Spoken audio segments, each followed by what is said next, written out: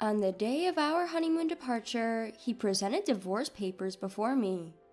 "I'm taking my whole family with me. If you don't like it, we'll get divorced." "Fine, but I'm still single, you know." "Huh?"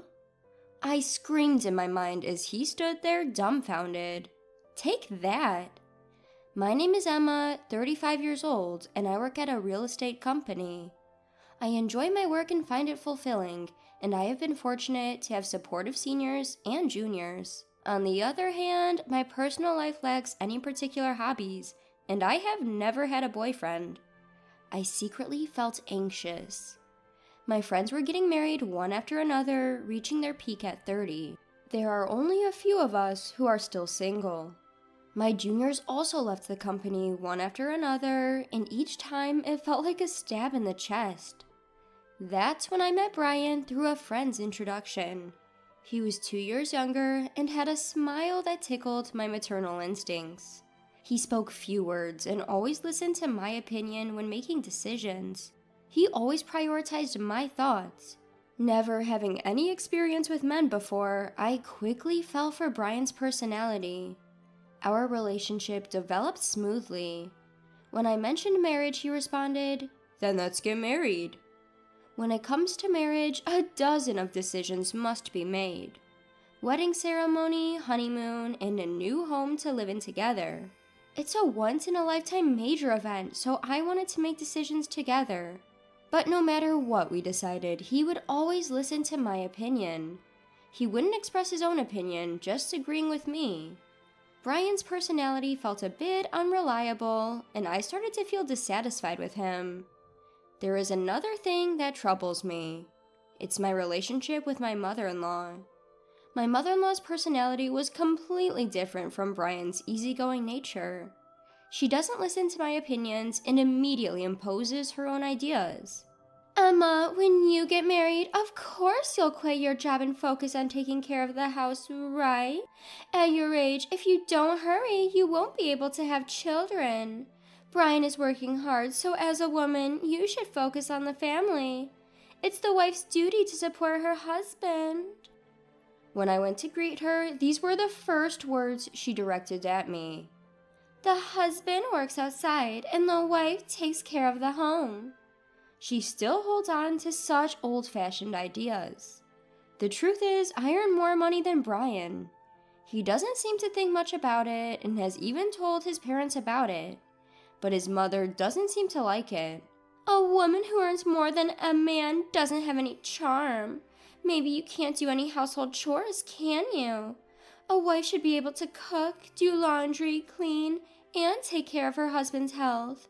Can you do that?" My mother-in-law said, looking down on me. If it were Brian saying that, it would be one thing, but isn't it different when it's my mother-in-law? It's not something to brag about, but I can manage all household chores since I've been living alone for a long time. And I have no intention of quitting my job after marriage, and I want to prioritize myself as much as Brian. That's what I thought. But Brian didn't help me even when my mother-in-law criticized me. Instead of refuting my mother-in-law, he nodded along with her statements. Because of that, I felt a bit uneasy about Brian. Can I really rely on someone like this for the rest of my life? Well, Brian is younger than me after all. Maybe he'll become more reliable in the future. If this marriage falls through, I might never get married in my life. Anxiety and desires clashed in my mind, swirling around in endless conflict. However, time doesn't wait, even if I'm troubled. There are so many things I need to decide for the wedding, the destination for the honeymoon, applying for time off from work, and so on. The to-do list keeps piling up. With a sense of unease, I spent busy days preparing for both work and marriage. One day, I consulted Brian. "I think, considering our work, we can only take a long vacation at this time, so is it okay to have the honeymoon during this period?" "Yeah, I think it's fine." Both Brian and I have similar quiet periods at work. If we want to take a long vacation, this is the only timing we have. The problem is the wedding. The venue I've always dreamed of is so popular that it's booked for over a year in advance. In that case, what about going on the honeymoon before the wedding? I looked it up and it seems some people do that. If we have the wedding first, it will be another 2 years before we can go on the trip.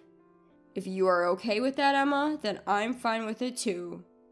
I thought Brian wouldn't object, but to agree so readily. At this rate, it seems like all my opinions will be accepted for the honeymoon destination, the menu for the wedding, and the decoration of the venue. I do have a desire for Brian to express his own opinions a little, but it's better than being opposed. So, whenever I found a moment, I continued to progress with the preparations for the honeymoon and the wedding. In the end, we decided to go to Europe for the honeymoon. I debated until the last minute between Hawaii and Europe, but Hawaii is close by, and I'm sure there will be another opportunity to go there. So I chose to take a trip around Italy and France, experiencing the picturesque streets and delicious cuisine. I also wanted to explore the stylish accessories and maybe buy some commemorative tableware since it's the start of a new life. After considering various schedules and destinations, I completed the application about a month before the tour. By that time, I was completely excited. After all, it's my first overseas trip. It's impossible not to feel thrilled. My mind became filled with everything related to Europe, from buying the necessary items for the trip to planning our activities at the destination. Because of that, any dissatisfaction I had with Brian had completely disappeared. As the honeymoon approached 1 week away, Brian suddenly brought up a conversation. Emma, I have a favor to ask. A favor? That's unusual. I wonder what it could be. It's rare for Brian to ask me for something. Could it be about the trip? Did he find a place he wants to visit? What is it? What's wrong? I asked, filled with anticipation, and he innocently made the request. I want to go to Champs-Élysées when we're in Paris. Mom really wants to go there. What? My mother-in-law? Wait a minute, what do you mean? I couldn't catch up with this sudden situation, but Brian replied as if it were obvious. Huh? Since everyone is going, we'll all be together even during the trip, right? What do you mean by everyone? It's a honeymoon, so it's obvious that it's just me and you, the two of us going. But my mom thinks it's normal for the whole family to go. First of all, I only made reservations for 2 people, you and me, Brian. The tour deadline was 7 days ago, so today is the last day to register. Regardless of whether we go together or not, I only booked for 2 people, so there's no way we can go. If you ask the travel agency, they can figure something out. As I was dumbfounded by his statement, the intercom in the house rang. On the intercom screen, I saw the figure of my in-laws. Without caring about my surprise, my in-laws entered the house carrying a large number of bags. Ignoring my objections, my mother-in-law's eyes sparkled as she announced, "I thought I'd leave the luggage here, since we are leaving soon. I'm so excited." Then Brian said, "Just leave the luggage here," and started leading my in-laws into the room without my consent. "Wait a minute!" I tried to stop him in a hurry, but my mother-in-law stared at me sharply. "Oh, what is it, Emma? I hope you're not suddenly saying, I don't want to go together now." I didn't agree to go together in the first place," I immediately retorted, but my mother-in-law paid no attention, saying, "You heard it just now, didn't you?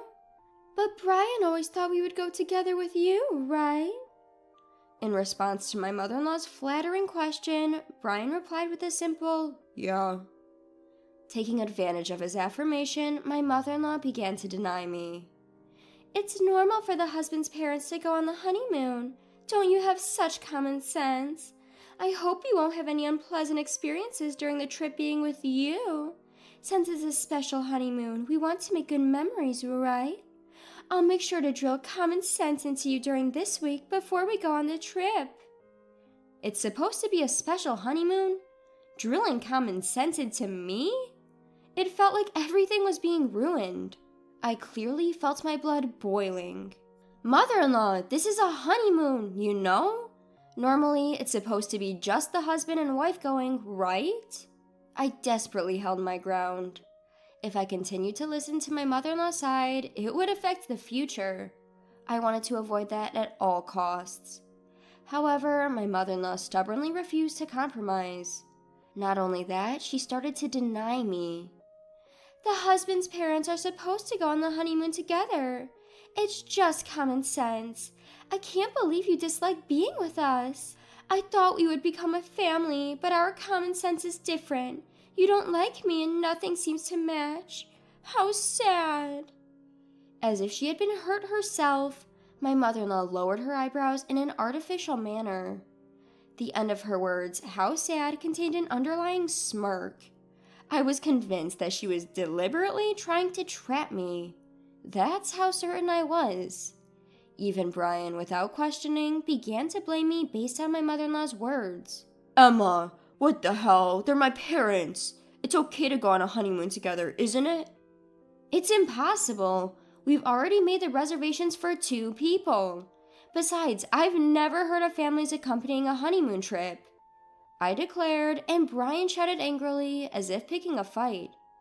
I never thought you hated my parents so much, Emma. That's it. Just leave for today. He looked at me as if he couldn't believe what he was seeing. As Brian spoke, a wicked smile formed on my mother-in-law's face. Why does he always take his mother's side without listening to his spouse's opinion? Especially at a time like this, I wanted him to support my views. Before I could even react to his words, I found myself pushed out to the entrance. Just before the door closed, I caught a glimpse of my mother-in-law's smug expression. I was left outside, unable to do anything but stand there. Why am I being treated like the bad guy? Why does everything have to be ruined, including this precious trip? Frustration and sadness overwhelmed me, and tears began to flow. A few hours later, I received a message from Brian. I want you to see if it's still possible for them to join the tour. If not, we'll cancel this trip and apply for a tour where all 4 of us can go. Please think rationally. If you reconsider, we can figure it out properly. I don't think I'm in the wrong, so I have no reason to apologize or respond. Brian must be angry too, because there was no contact after that message. Time passed, and the day of our honeymoon departure finally arrived. I couldn't imagine enjoying it in this state, but we had been preparing for this honeymoon for a month. I couldn't refuse. As I prepared to leave the house with a heavy heart, the intercom rang. Brian had come to pick me up. We hadn't seen each other since that incident, so I didn't know what kind of face to put on. The fact that he came to pick me up meant that he still intended to go on the trip, but he didn't have a single suitcase with him. Instead, he handed me a divorce paper. After hurting my parents, you still intended to go on this trip, didn't you? I'm taking my entire family on this honeymoon. If you don't like it, let's get a divorce. My mom said it would be better that way. Saying that, he thrust the divorce paper in front of me. In that moment, I finally realized what kind of person he was. I thought he would listen to my opinions and prioritize me, that he was kind. But that wasn't the case. This man is just someone without his own opinions, and he prioritizes his family over me. That's Brian. As I came to that realization, I felt my feelings for him cooling down. Even if I were to marry him, I couldn't see myself overcoming the many challenges that awaited us in the future. And becoming a family with that mother-in-law, it was an impossible scenario. Determined, I pointed at the divorce paper in front of me and said, "Sure, but I'm still single, you know." Huh? Brian exclaimed, clearly surprised by my words. Single? What do you mean? Weren't you listening? We talked about going on the honeymoon, but delaying the registration until the day of the ceremony. I made sure to get your permission, Brian, you know. You didn't forget, did you? The marriage certificate is still in the drawer, and you even said, "If you are fine with it, Emma, then I'm fine too." That's right. Divorce or not, we're not even married yet. There's no problem with going on the honeymoon with my maiden name. Perhaps you remembered my words, as Brian's expression suddenly changed. But immediately, he turned red and raised his voice in frustration. Are you out of your mind? To give up on marriage just because of a honeymoon? Get a grip. I responded, matching Brian's intensity with my own strong voice. This is the result of me being rational. I've been so desperate to get married that I couldn't see reality clearly. I don't think I can be happy marrying someone who doesn't listen to the opinions of their future spouse and doesn't support them. I'd rather stay single for life. Thanks for making me think that way. Haste makes waste. I keenly felt that this saying was true. Hey, Emma, let's calm down and start over from scratch, okay? He looked like he was about to cry. His pleading voice trembled. But I won't be fooled anymore. I will break free from this guy. Without realizing it, I found myself shouting loudly at Brian. If you're so desperate for a family trip, why don't you go with your family of 3? But in return, you'll have to plan everything, from the tour reservations to the itinerary, all by yourself. After always relying on others, it's about time you experience the difficulty yourself. If you think you can handle it, go ahead, you indecisive man. I pulled out the marriage certificate from the drawer and tore it to shreds in front of Brian. In response to this sudden turn of events, his mouth was left hanging open. Overwhelmed by my determination, Brian was completely taken aback. Well, do you understand how serious I am now? I refuse to have a future that's pitch black. It's over between you and me. Why don't you hurry back to your beloved mommy and cry to her, you mama's boy. Leaving a dumbfounded Brian behind, I slammed the front door shut. Given his state, he might actually go cry to his mother. I could easily imagine him doing that. Afterward, I contacted the tour company to cancel our reservations. Since it was a same-day cancellation, we were charged 100% of the cancellation fee. I billed Brian for the entire fee since he was the one who ruined our honeymoon. It was the natural outcome. Later, Brian blamed me for the failed marriage and spread rumors about it to those around us. However, it seemed that no one sympathized with him among our relatives and coworkers. Instead, he started to be seen as an unconventional mama's boy due to his past actions and was disliked by many. When I told my parents about the divorce, they were initially surprised, but quickly accepted it. Marriage isn't the only source of happiness. As long as you're happy, Emma, that's what matters. I couldn't be more grateful for my mother's words. As a side note, since then, my hobby has become traveling. I felt it would be a waste to let long vacations go to waste, so I embarked on my first solo trip. Going overseas was a bit difficult, but I enjoyed a relaxing time in historic cities I had always wanted to visit. Wow, being alone is actually quite enjoyable. Thanks to that historical adventure trip, I've started to fully enjoy solo traveling whenever I have time off. On my next break, I'm planning to embark on my next overseas trip. I've begun a life where I won't let myself be controlled by marriage alone.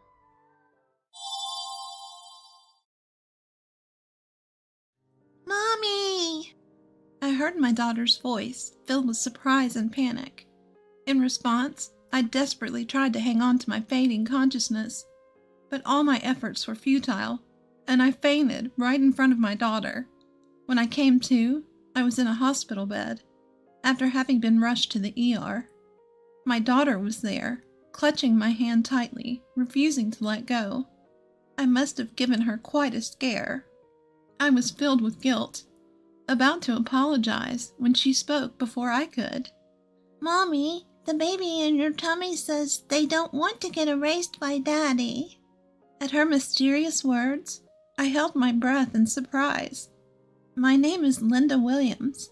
I'm a 27-year-old homemaker living with my husband Mark, who is 2 years my senior, and my 4-year-old daughter, Sarah. I used to work as a sports trainer until recently when I had to quit. The reason? I'm expecting our second child. I really didn't want to quit, but after my pregnancy was discovered, I started feeling unwell more often and had no choice but to leave. I was depressed after quitting a job I loved, but there were also good aspects. Up until then, Mark wasn't very helpful with housework or child raising. but he started taking the initiative for my sake. I'm worried about my health, but I'm glad that Mark is changing. At that time, I thought everything would be okay. Mommy, wake up! It's morning! When I woke up to Sarah's innocent voice, it was 7 a.m. The school bus for Sarah's daycare arrives at 7:30 a.m. I jumped up in a hurry. Shoot, Sarah, we need to get ready quickly. What's wrong? We overslept. If we don't hurry, the bus will be here. While rushing my confused Sarah and leaving the room, I realized that I hadn't seen Mark anywhere. He usually leaves around 7:15 a.m., so he should still be at home. Maybe he's downstairs. Maybe he's having breakfast. Although a little annoyed that he didn't check on us, I headed for the stairs. That's when it happened. I slipped, and I felt a momentary sensation of being thrown into the air. I'm going to fall! Instinctively reaching out for the handrail, I managed to grab onto it and prevent myself from tumbling down the stairs. Oh, that was close. I put my hand on my stomach immediately, but I didn't hit it, and it doesn't hurt. Just as I breathed a sigh of relief, Sarah, looking pale, rushed over. Mommy, are you okay? I'm fine, honey. Sorry for scaring you. Regaining my footing, I embraced Sarah. Then, Mark, who must have noticed the commotion, rushed over from downstairs. What happened?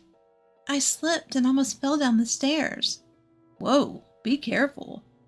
I'm sorry, but it was like the floor was slippery. What? And the floor seems to be cleaner than usual. I hadn't noticed until now, but the wooden floor in the hallway was sparkling, as if someone had polished it. Then Mark said in a flustered manner, Oh, right. I waxed the floor last night. Wax? Why would you do that all of a sudden? I noticed it while cleaning the floor, but I guess I got a little too excited. I'm sorry. Oh, I see. I was surprised by the idea of him waxing the floor, which was something he had never done before. But he had been doing a lot of housework recently, so perhaps he had started noticing the little things. Once men start paying attention to details, they just can't stop, can they? Even though I found it a bit strange, I decided not to worry about it. A few days later, on a Sunday, Mark had to go to holiday work, so I decided to take Sarah to the park, just the two of us. Before, I would run around and play with Sarah, but I can't do that now. I watched Sarah playing on the swing. A water bottle Mark had prepared for me in hand. Who would have thought that Mark would start preparing things like water bottle for me? When Sarah was first born, Mark was so uninterested in anything to do with the house, it still brings tears to my eyes when I think about it. He also had no interest in Sarah, so every time I say something to him, he gets grumpy, and coming home from work became later and later. The fact that he now prepares a bottle of water for me is still a shock, but I can't hide how happy it makes me. Thinking about this, and feeling a bit thirsty, I decided to take a sip of the tea Mark had prepared for me. Then, Mommy? After drinking about a quarter of the bottle, I suddenly felt dizzy and began to feel unstable on my feet. I grabbed onto the fence of the swing for support, but even then I could feel my strength fading, and it became increasingly difficult to stand. Mommy, what's wrong? Mommy. Hearing Sarah's surprised and worried voice, I desperately tried to hold on to my fading consciousness. If I faint here, I'll leave Sarah alone. But even with this thought, I fell right there while protecting my stomach. When I came to, the first thing that hit my eyes was a stark white ceiling. For a moment, I didn't understand where I was, but then I noticed the smell of disinfectant and the figure of a nurse appearing saying, "Are you all right?" I realized then that I was in a hospital. At the same time, I thought of Sarah. "Excuse me, Sarah, do you know where my daughter is? She should have been with me when I fainted." I sat up and asked the nurse. She said, "Ah," and seemed to understand immediately. Maybe trying to reassure me, she smiled at me. She came to the hospital in an ambulance with you. She should be with your husband now. My husband? He left work early to come here. He arrived a little while ago. He's such a caring husband. The nurse said that she would go and call them, and then left the room. Feeling relieved that Sarah was not alone, my head started to spin again, and I collapsed on the bed. Why? When there was no issue during my previous prenatal checkups? Was it because I moved around too much? Or did I eat something bad? As these thoughts spun around in my head, I suddenly remembered the tea from the water bottle that I had drank just before I fainted. Come to think of it, that tea. Just as I thought about this, the door opened, and the nurse, a doctor, Mark, and Sarah came in. Mommy! Sarah, I'm glad. I'm sorry for leaving you alone. I'm okay, but what about Mommy? Are you okay, Mommy? Yeah, I'm all right now. As I patted the head of Sarah, who had rushed over to me, the doctor smiled next to me. In the end, it was decided that I would be hospitalized for 2 or 3 days. After a thorough examination by the doctor and the nurse, they left the room. Mark said, "I'll go buy a drink," and he also left. In the hospital room, it was just me and Sarah. Then, Sarah seemed a bit restless and looked like she wanted to say something. What's up, Sarah? Mommy, can you keep a secret from Daddy? Huh? Okay, but why? Although I was wondering why, I nodded in agreement, and Sarah brought her face closer to me with a serious look. The baby is saying that they don't want to get erased by Daddy. Huh? I was momentarily speechless, unable to understand what Sarah was saying. Sarah then pursed her lips in dissatisfaction and spoke a little louder. The baby is saying Daddy's being mean, and the tea in the water bottle. At these words, I was taken aback, because I too had sensed an unusual bitterness in the tea from the water bottle. At the time of drinking, I thought maybe Mark had bought a different type of tea than usual and didn't give it much thought. But thinking about it now, I was hit by a terrible dizziness just after drinking that tea. I had a slight feeling somewhere in my heart that there might be some relation to the fainting incident. But what does it mean by the baby is saying? Hey, Sarah. I'm sorry I'm late. The cafeteria was crowded. Just as I was about to ask Sarah properly, Mark came back into the room. I swallowed my words in surprise, and Sarah seemed uncomfortable and buried her face in the bed. Mark looked at her with a puzzled expression. Something happened? No, it's nothing. Well, whatever. I'm going home for today. I have to work tomorrow. Just rest up, okay? Mark took Sarah's hand and left, but my daughter showed a momentary reluctance to leave. Let's go home with Daddy today. Mommy is staying at the hospital. Okay. I can't help but feel uneasy about my daughter, who followed him without saying anything. I wonder if Sarah is okay. I was worried, but there was nothing I could do at the moment. I just had to make sure I could be discharged as soon as possible and crawled into bed. But I couldn't fall asleep easily, as Sarah's puzzling words kept coming to my mind. 3 days later, I was allowed to discharge. As my husband was working, my friend Kimberly came to pick me up. Kimberly was a friend from the same gym I worked at. She has been looking after me since I quit due to my health condition. I was shocked to hear you had fainted, but you seem to be doing much better than I thought. I've been sleeping so well in the hospital that I feel much better. I'm glad. I was worried because you're pregnant. While having such a conversation in the car heading home, I felt a bit uneasy inside. I had been constantly feeling sluggish and heavy-headed, but the discomfort improved in just a few days. The only unusual things I had done during that time were taking a break from housework and childcare and eating a balanced diet in the hospital. Upon thinking that, I suddenly realized something. So that means I didn't eat Mark's cooking yesterday. I remembered there had been several oddities since Mark started doing housework. Aside from almost slipping on the wax, there were other things that bothered me. For instance, things were placed in spots where they usually aren't, causing me to trip. Or the time I was told the shower was ready, but it turned out that the hot water tank was empty and cold water came out. Such incidents occurred frequently, especially when cold water came out. I rushed to the hospital out of concern for the baby in my belly, as it was in the winter. Fortunately, there were no problems, but it was a really nerve-wracking event. Of course, I thought these were just mistakes due to Mark's inexperience with housework.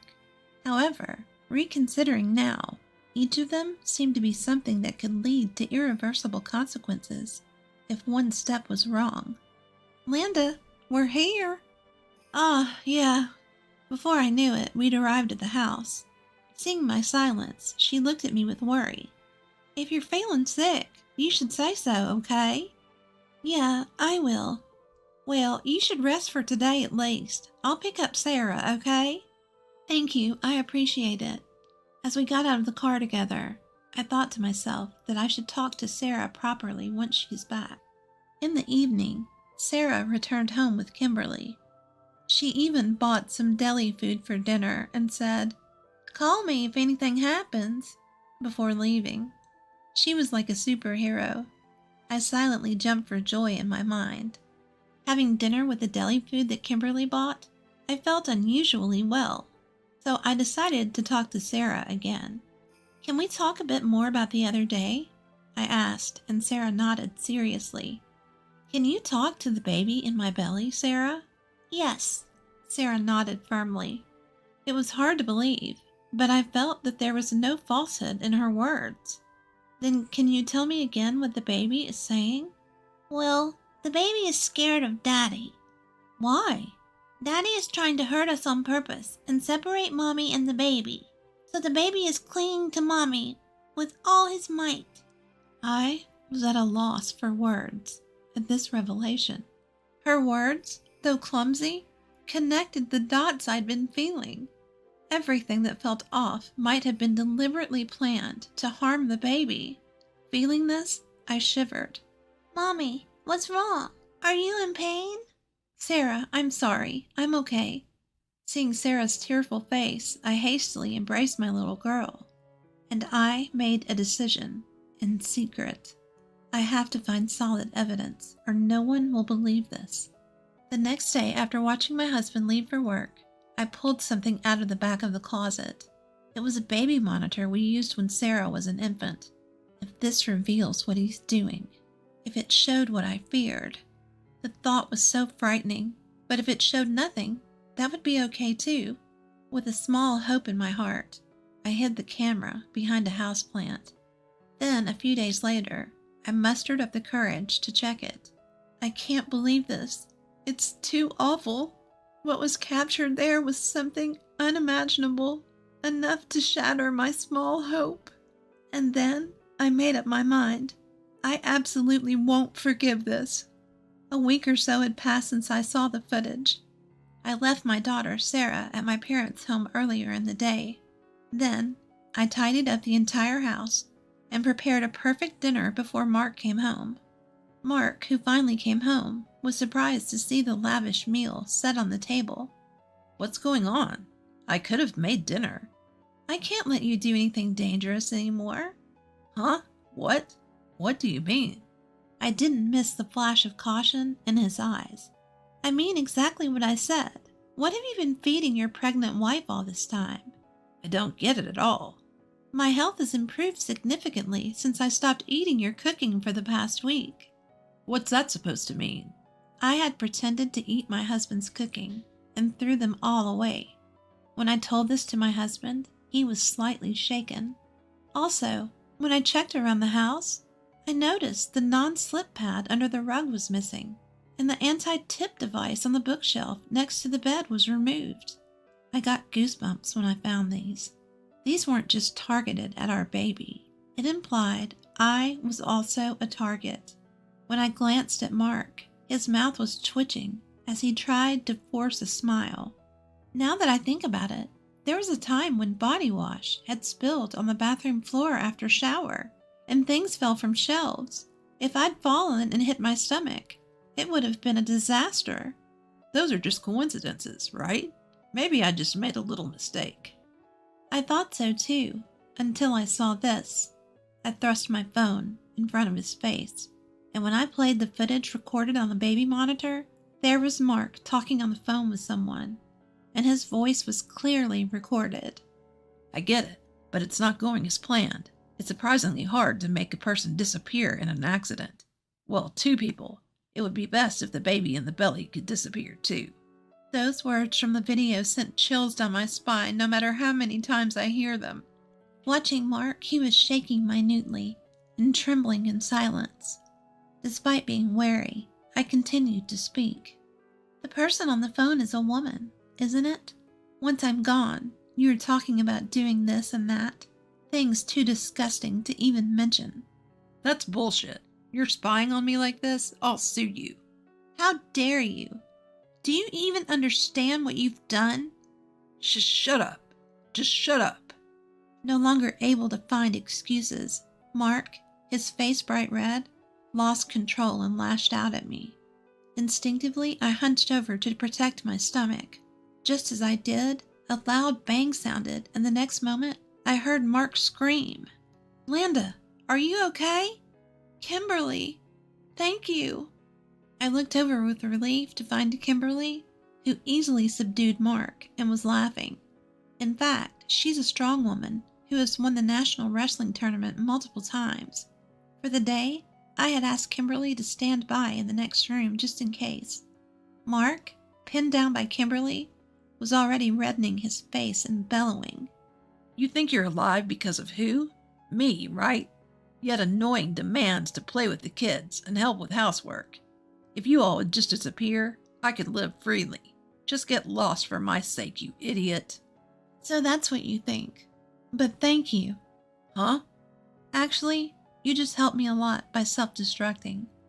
Saying so, I thrust my phone, which was in call mode, in front of Mark. The call was to 911. Actually, it had been in this state for a little while before, so all of Mark's words had gone straight through to the police. Please, not the cops. Mark was struggling to escape, but Kimberly had him firmly pinned down and he couldn't move. I'm sorry, I was wrong. Please, I apologize, forgive me. That's not something you can get away with just by apologizing. What you were about to do? Don't say such things. While Mark was thrashing around, the sound of several footsteps and a voice saying, We're coming in, echoed, and the police officers entered through the door that was already unlocked. And in no time, Mark was taken away. Even on his way, Mark was pathetically clinging to me and pleading like, Help me! A subsequent investigation revealed the plan by Mark and his mistress. The objective was to eliminate me, who was in their way, so they could be together. Even if they failed to get rid of me, they were contemplating a story that the loss of our child due to my carelessness would lead to divorce. Moreover, if they could blame it on me, they thought they could claim compensation at the time of divorce. The sheer audacity of it all leaves me speechless. But even now, when I think about what could have happened, if I hadn't noticed anything, it still sends chills down my spine. Mommy, the baby is happy. She says she can always be by your side. When I went to pick up Sarah, she said that right away. Yes, I'm so glad. It's all thanks to you. I thanked my daughter from the bottom of my heart, and tears of relief flowed. Mommy, why are you crying? The baby is looking forward to meeting you. I'm also very excited. About a month after Mark's arrest, our divorce was finalized. And a few months later from that, I gave birth to a healthy baby girl. Sarah is overjoyed at her sister's birth and has now become a very reliable big sister.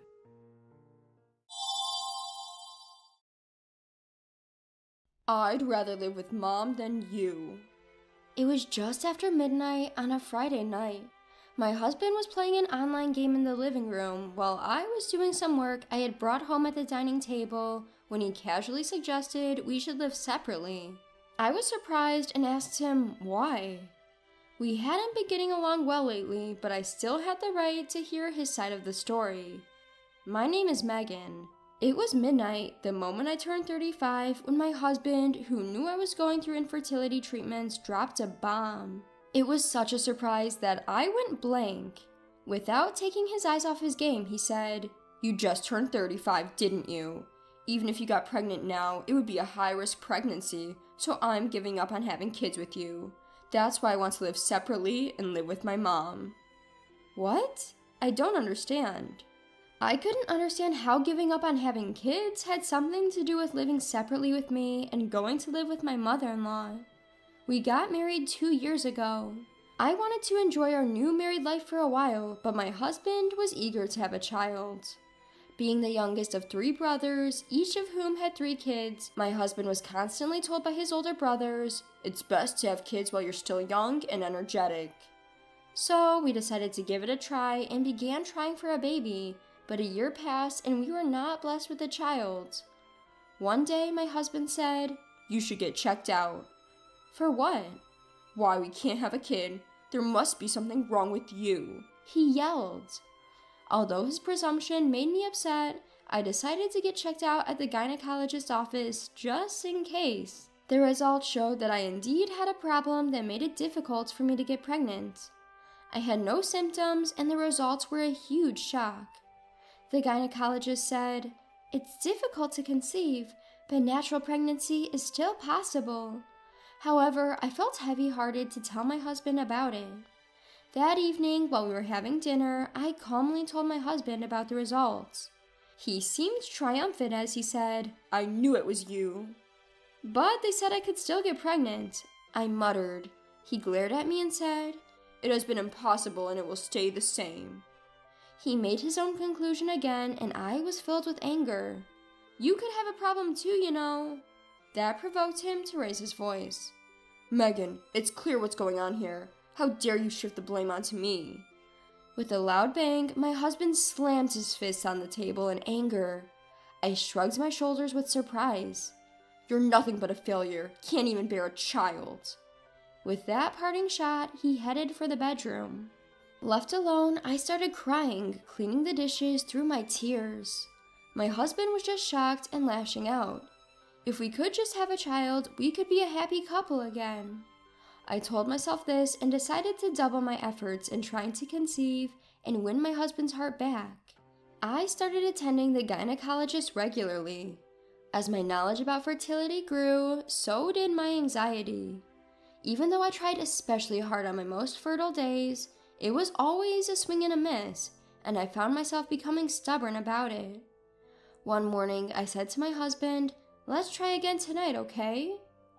To my surprise, he looked at me disapprovingly and said, "Isn't it a little embarrassing talking about tonight first thing in the morning?"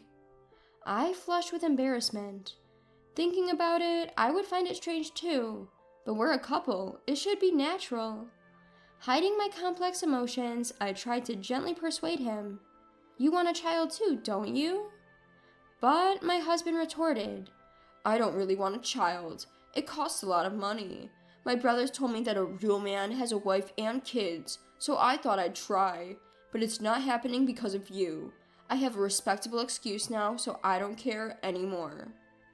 From that point on, whenever I approached my husband, he would reject me with excuses like, "I'm busy," or "I'm tired." I was just as busy and tired from work. Being rejected time and again shattered my pride as a woman. Lately, my husband has been addicted to online gaming, staying up late into the night. Before I knew it, not just our intimate life, but our daily conversations had become almost non-existent. My husband seemed to have lost interest not just in having a child, but in me too. But I didn't stop going to the gynecologist. What surprised me during infertility treatments was the sheer number of couples attending. The clinic I went to specialized in infertility treatments. It was always crowded, and it was normal to wait 2 to 3 hours even with an appointment. Seeing so many other couples struggling with the same issue helped me a lot. Occasionally, I would see a couple leave the consultation room, the woman touching her still flat belly tenderly, her husband walking close by her side. Perhaps they had just found out they were pregnant. I wish it was me. I want a child too. I want to win back my husband's love and be happy. I had held a faint hope for my child, but now I was told it would be difficult to pursue any further treatment without my husband getting tested, and I found myself at a standstill. It might be impossible after all. The way home from the gynecology clinic always filled me with a painful longing, making me want to cry. Getting out to the main road, I looked up and was taken aback by the sight of an old lady in garish attire. The surprise made my tears stop. She was probably in her 70s. Her thick makeup and brightly colored dress were jarringly loud. I didn't know anyone like this, but strangely, she looked familiar. Could it be my mother-in-law? Even though we lived in the same city, I rarely saw her, and she looked nothing like the image I remembered, but I was certain. There was a distinctive mole on her cheek. But my mother-in-law was supposed to be a simple, ordinarily dressed old lady. Taken aback by her drastic makeover, I blended into the crowd. In truth, my mother-in-law is quite the character. She's lenient on herself, yet overly strict with others, casually hurling insults that would leave most people speechless. Moreover, she dotes on my husband, her youngest child, displaying blatant favoritism and treating the rest of her children as if they're good for nothing but money. My brother-in-law also despises her for this. When my father-in-law passed away from cancer last year, there was talk of her moving in with one of her children, but both the eldest and the second son and their families adamantly refused. I thought it would fall to us, but she declared she would live alone as long as she was healthy. Whether out of resentment for being turned down or just her inherent character, when my father-in-law passed away, she caused a huge scene, shouting, "Ungrateful brats, stealing money from the elderly," and monopolized his inheritance without dividing it. No matter how many times my husband or brother-in-law suggested dividing the inheritance according to the law, she would not relent and no one could defeat her. Even I've been told by her, "I have no intention of getting along with you, so don't come to my house." But compared to the fiery battles between her and my brother-in-law and their wives, I was in a relatively peaceful position. My mother-in-law disappeared into a shop without noticing me. I couldn't believe she was the same woman I knew, and I found myself staring at the signboard of the building she entered. That night, I didn't know whether or not I should tell my husband about his mother, but decided not to. After all, she's an adult, and with my father-in-law gone, she's single. It's not my place to criticize her personal hobbies. I've seen her a few times since then, but I've always pretended not to. Then months passed, and as the calendar turned to my birthday, my husband proposed that we live separately. I decided to ask my husband, "Did you find someone you like?" Perhaps my mother-in-law is an excuse, and he might be planning to remarry someone. But he spends his days playing video games at home, so I don't think he's seeing anyone, I ponder in my mind. I find myself oddly calm and almost want to laugh. My husband, on his part, responds seriously. "Well, there's a girl in my gaming group who I kinda like, but it's just the internet after all. Could be a guy pretending to be a woman," which makes it all more ridiculous. He is sane enough to judge, so why did he suddenly suggest a separation? I just don't get it. My husband continues, "I just want to live with my mom more than with you." He repeats, "Why would he want to live with his mother and not with me? Do you hate me? Has our love disappeared?" I search for an answer that would satisfy me and ask my husband the next question. As soon as the words leave my mouth, my heart throbs in pain. He doesn't need me, the woman who can't bear a child due to infertility. Holding back the tears, I wait for my husband's reply. "No, not really." "Huh?" My husband defies my anticipation in a straightforward manner. "Didn't I tell you before? I don't care about having children anymore. We need another way to make money." "Money?" I parrot his unexpected words. He nods calmly and says with a serious face, "It's my mom's inheritance." I can't see the connection in the story at all, and I'm confused. "My brothers are greedy. They'll try to take more of mom's inheritance than me, using the excuse that they have more children. I won't let that happen." Who's the greedy one here? I was dumbfounded, but I kept my mouth shut. But your mom is very healthy. Isn't it too early to talk about your inheritance? That's why. My mom hates you, but she adores me. If I start living with her from now, I think it will be advantageous in receiving the inheritance. My mom must have a lot of my dad's inheritance that she took all for herself, so I don't have to work hard and can live a comfortable life. We don't have children. We need money because there's no one to take care of us after getting old. My husband explained as if making a mockery, but I understood the meaning and was taken aback. The reason my husband wanted a child was... So you needed a child to take care of you after getting old? And since that's not possible, you want a larger share of your mom's inheritance? With hopes my assumptions would prove wrong, I confronted my husband. However, his response was again completely opposite to what I had wished for. Of course, he exclaimed.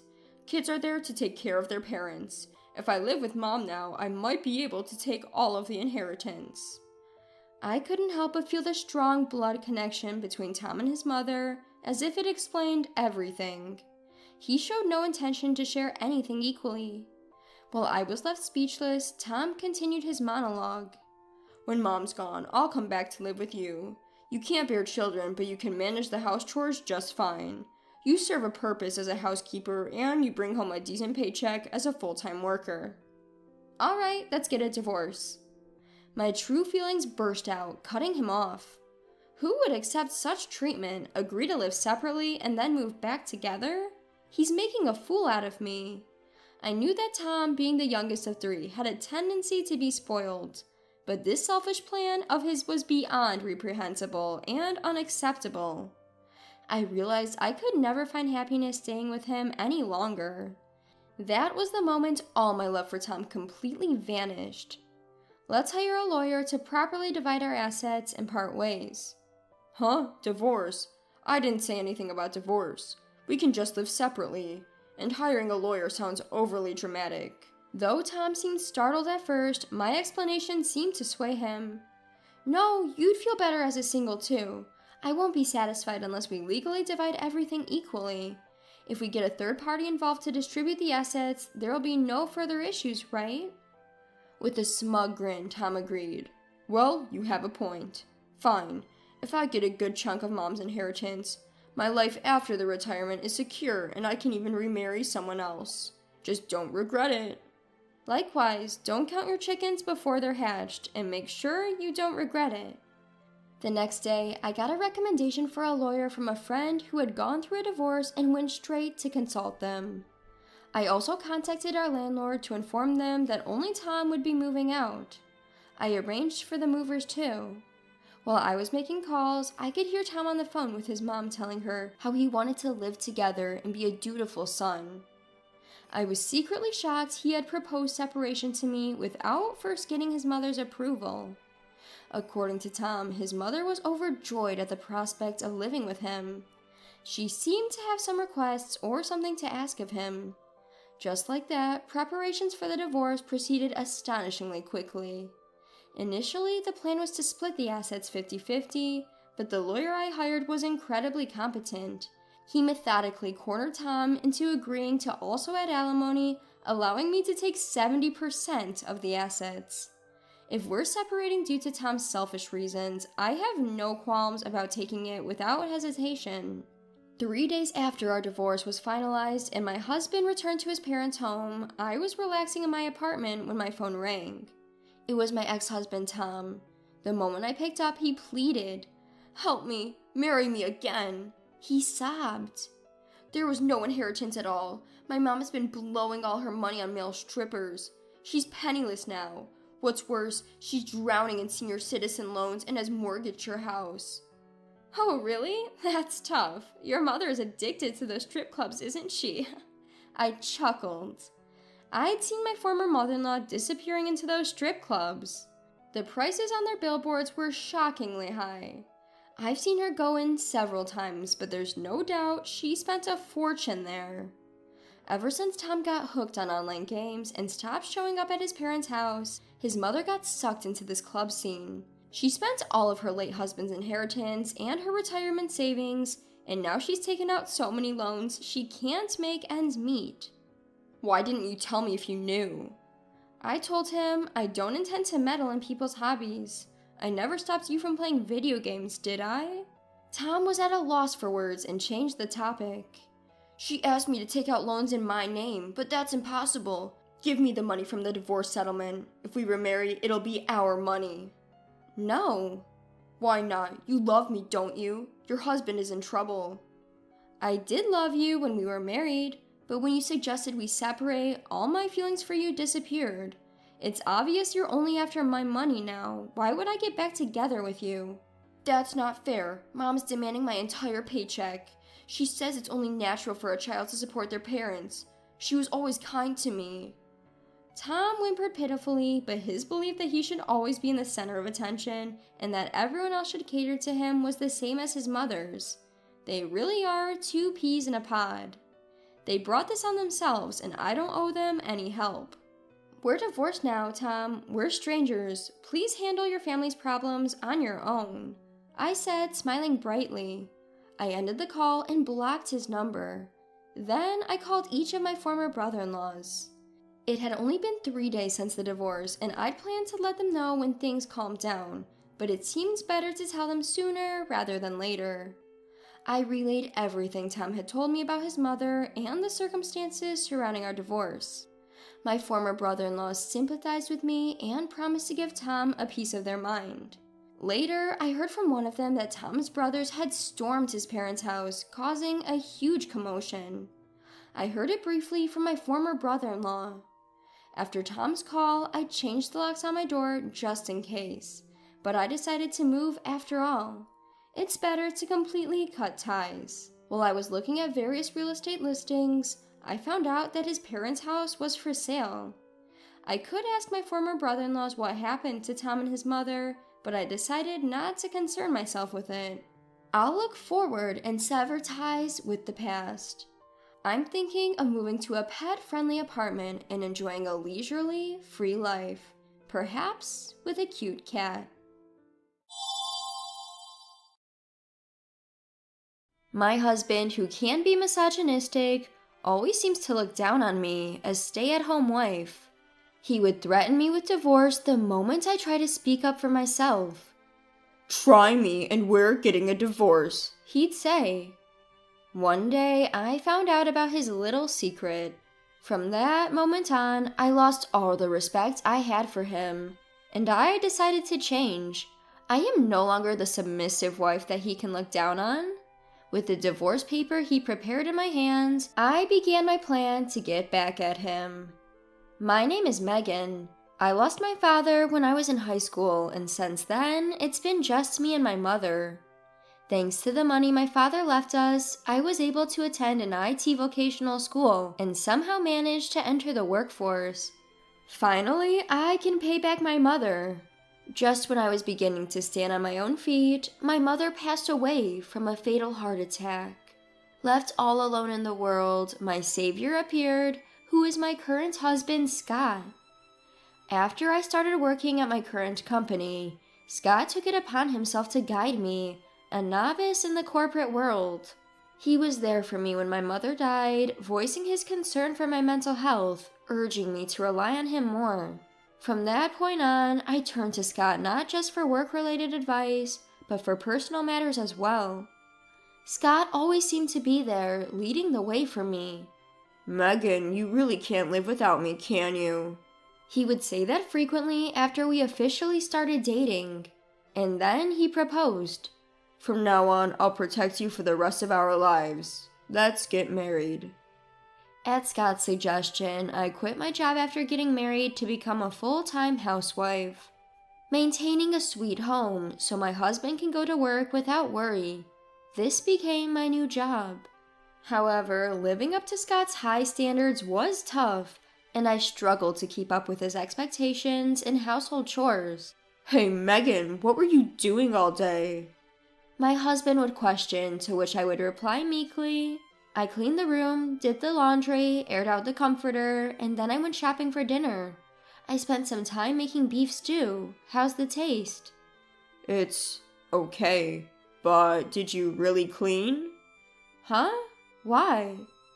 There's dust on this shelf. Oh, I must have missed the spot. I'll be more careful next time. If you're home all day, at least make sure the housework is done right. I'm sorry. Scott maintained a superior-inferior dynamic, just like at work, even after our marriage. At one point, he criticized. Hey, what's up with this meat and potato stew? Huh? Is it bad? Why is there pork in a meat and potato stew? It's supposed to be beef. We always made it with pork in my family. That's because your family was poor and could only afford pork, right? Are you saying my salary is not enough? That's not what I meant. Scott would severely scold me if anything didn't go his way, and often belittled me for being a child from a single-parent family without common sense. He started spending his weekends out alone. Hey Scott, where do you go every weekend? One day when I asked him this, Scott's mood quickly soured. Why do I need to report my whereabouts to you? It's not a report. I just wish we could spend more time together as a couple on weekends. You have all day, every day to rest at home while I work tirelessly. Let me spend my days off the way I want. I'm not asking you to take me anywhere. I just want us to spend some quiet time together. That's exactly what I can't stand. I married a woman with no special talents and even let her be a housewife. All you need to do is keep quiet and do housework for me. Scott mumbled and stormed off to the bedroom. The next day, he handed me a piece of paper. It was a divorce notice, with Scott's name already filled in. What does this mean? In shock, I quickly questioned him. You don't even understand what this is? Guess single mothers don't even teach their kids some basics, huh? Scott, do you want to divorce me? This is a warning. It's because of that insolent thing you said yesterday. If you dare to express your opinion to me like that again, I will divorce you right away. But why? When he said that, I found myself unable to respond. After all, I have nowhere else to go, as I have no family to fall back on. Since then, every weekend when Scott would leave, I had no choice but to quietly see him off. One day, as I was cleaning the house as usual, I noticed that his computer was still turned on. When I looked at the screen to turn it off, a homepage of a hotel resort caught my eye. Could this possibly be a couple's trip? My mood brightened all at once. Despite all his harsh words, Scott cared about me. From that day, I put more effort into housework than usual, waiting for Scott to bring up the topic of the trip. However, no matter how long I waited, he would not mention anything about the trip. Out of curiosity, I began to check the home computer more frequently. Looking at the browsing history, it seems like Scott was still searching for hotels. I wondered if he was seriously selecting an accommodation for us. One day, while periodically checking on the computer, I noticed a completed reservation notification on a booking site. The reservation was for this upcoming weekend. Finally, he must have finished selecting a hotel for us. While anxiously waiting for Scott to invite me, it was already Friday. Unable to hold back, I asked Scott, "Scott, don't you have something to tell me?" Scott looked at me, slightly startled. What are you talking about? But I couldn't insist on him to talk about the trip. He became grumpy and went to sleep, and just like that, Saturday dawned. "Good morning, Scott." What's with you? Dressed up this early in the morning? Because... Never mind. I'll be leaving once I'm ready. I won't be home today. With that, he quickly got ready and left the house. What was happening? Did he change the reservation after that? The name written in the companion section was not mine, but another woman's name. Companion Lily? 25 years old? At that moment, I understood everything. What he had been planning all along was not a trip with me, but a trip with a young mistress named Lily. In that moment, all my feelings of love, gratitude, and respect for Scott swiftly faded. I was quick to react. To confirm his affair, I headed to the hotel that Scott had booked. Upon arrival, I made sure to imprint in my mind the sight of my husband and the young woman cheerfully entering the hotel. Of course, I didn't forget to take photos for evidence. When I returned home, I thoroughly checked our computer. It took some time, but I was able to find texts exchanged between Scott and Lily, as well as photos of them together. Now I can confront him. Just you wait. There was still plenty of time until he returned from his trip. I left the house and spent the day aimlessly until the evening, then savored my time alone in my empty house. I may have been scolded by Scott for lazing around, but now those days of tension seemed unreal. I even abandoned housework the next day, ordered delivery, and spent my time however I liked. On Sunday night, Scott finally came home. "Welcome home. You're late, aren't you?" Scott's eyes widened at the sight of me lounging on the sofa. Hey, what's going on? What do you mean, what's going on? Why are you still sitting on the sofa when your husband, have returned home? You're not even greeting me at the door. That's not right. Noticing the delivery bag on the table, Scott's anger started to seep in. Hey, what is this? Look at you living a high life while I'm not here. I sighed at him and said, "And where were you staying this weekend, Scott? Weren't you enjoying yourself?" If you knew, you wouldn't behave like this. Sounds like you want to see that again, Scott said, rifling through a drawer. Huh? It's not here. Scott flew at me, spitting angrily. Where did you hide the divorce papers? They're not here anymore. What? Scott almost exploded at my response, but the next moment he started laughing sarcastically. So that's how it is. I see. What? You threw away the divorce papers because you don't want to divorce me, thinking I wouldn't leave you, huh? You really are senseless. I feel bad. Your only mother couldn't even raise a kid right. I really don't understand what you're saying. So you want to play dumb, huh? Too bad. I can get as many divorce papers as I want from the city hall. I'll go get them right now. I didn't say I threw them away. Then why aren't they here? They're not here because I've already submitted them. What? Didn't you hear me? I signed those divorce papers and submitted them to the city hall yesterday. Wait, you submitted the divorce papers? Do you even understand what that means? Of course, isn't it obvious? If you submit divorce papers, the divorce is finalized. Are you telling me you didn't know that, Scott? Scott's face turned beet red at my mockery. Don't mess with me. You lived a comfortable life with my salary. Comfortable? Who's saying that? I couldn't help but retort. Where is the comfort in a marriage with someone who constantly belittles and ridicules me? Someone who never shows gratitude no matter how much housework I do. Belittle you? Of course a housewife like you is obviously below me, the breadwinner. If you want to give me an attitude like that, I'm done. Be all alone and realize your own foolishness. Get out right now.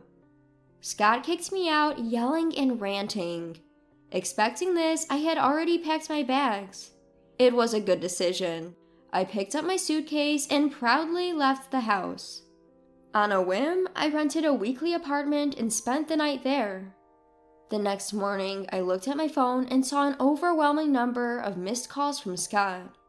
Just then, he called me again. "Oh, what's up?" Don't what's up me. Where are you now? It's none of your business. We're not married anymore. Stop messing around. The divorce papers you submitted on your own are invalid. Didn't you sign them yourself? I wasn't serious. You probably did it out of confusion too, right? After a night's rest, you should be cool-headed now. If you apologize, I'll forgive you. So come back. I haven't done anything I should apologize for. How dare you test me? Your husband. Well, I provided for you this whole time. If I dump you, you'll be alone again. Is that what you want? I realized something. It's better to be alone than to be with someone who doesn't care about me. I could tell that Scott was shaking with anger on the other end of the phone. He raised his voice through the phone. What? I've even compromised. Fine, I don't care about you anymore. You'll regret this. I'm pretty sure you'll be the one to regret this. You can't do anything, you're just a loser. Scott hung up the phone in a fit of rage. I used to be so scared of his yelling, but now all I feel is contempt. He didn't contact me for several days, but a week later, I got a call on my cell phone from him. Megan, what the hell is this bill? Once I had confirmed Scott's affair, I had asked a lawyer to file for damages. It seems that he finally received the bill. Oh, did it arrive? It's written clearly on the bill. Why do I have to pay damages? You're the one who left. I even said I was willing to start over, but you're the one who refused to come back because you're so stubborn. Aren't you misunderstanding something? It's damages for your affair. Affair? When and with whom did I have an affair? With Lily, 25 years old. You've been seeing her for a year now. How did you... You left so much evidence on your computer. Did you really think I wouldn't find out? You really thought I was a fool, huh? Scott seemed to think I was bluffing. He retorted in a fury. Evidence? You're lying. There was no such thing on the computer. Yes, that's right. You're not so stupid as to leave texts and photos with your mistress on there. Humph, as I knew you were bluffing. You can't fool me. Why don't you see for yourself whether I'm bluffing or not? I sent Scott the evidence of his affair. Upon seeing it, his tone of voice suddenly became frantic. How did you get this? I'm sure I deleted it. Indeed, all the data had been deleted from the computer. But Scott completely forgot that I had graduated from a vocational school with a certification in IT. It took some time, but I was able to restore the deleted data, so I saved them. Realizing he couldn't wriggle out, Scott suddenly changed his attitude. Look, Megan, you don't really want to do this, do you? Yes, I cheated on you with her, but it was just a fling. You're the only one I truly love. You can't live without me, can you? I realized that it was just all in my head. Being with you, I was losing confidence in myself. Far from being protected, you were tearing my self-esteem to shreds. You just have victim complex. In reality, if it weren't for my salary, you couldn't live, could you? Of course you'll receive some harsh words at times. I can't stand the thought of you, who betrayed me, living your best life. I'll make you take responsibility for what you've done. That's what the charges are for. He finally sensed that I was determined and switched back to being verbally abusive. Fine, I'll pay. I didn't know you were such a nasty woman. I felt sorry for you being alone, so I got together with you, but it was a big mistake. Right back at you. You chose me because you thought you could control me, right? It was a big mistake that I didn't see it through at the beginning. You're probably with your mistress Lily because she's young and does what you want, right? Pay the damages quickly and go get with her. You'll realize soon enough. You're destined for a lonely life.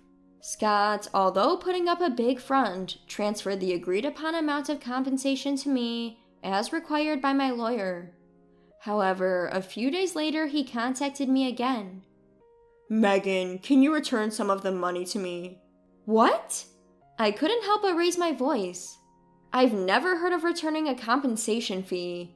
Besides, even after paying the compensation and dividing our property, you should still have plenty of savings left, right? Well, that's the thing. My savings are running low. That's why I've swallowed my pride to ask. It seems that Scott, who had invited Lily to live with him, had given her his credit card for emergencies, but she started splurging on his card.